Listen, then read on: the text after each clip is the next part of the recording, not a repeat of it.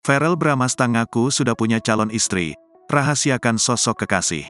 Verrell Bramasta mengaku kini sudah memiliki sosok calon istri.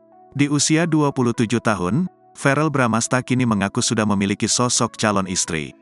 Insya Allah sudah ada calon istri, ujar Verrell Bramasta. Verrell Bramasta merasa di usianya yang sudah 27 tahun ini, harus sudah serius untuk menentukan masa depan, termasuk pasangan. Bismillah ya kan di umur segini harus serius bukan kayak dulu lagi, kata Verrell Bramasta. Menurut putra sulung Vena Melinda dan Ivan Fadila ini, dirinya tengah berupaya untuk membawa hubungannya ke pernikahan. Sayangnya, Verrell Bramasta masih tak mau blak-blakan mengenai sosok kekasihnya. Dia hanya menyebut sang mama sudah tahu sosok wanita tersebut.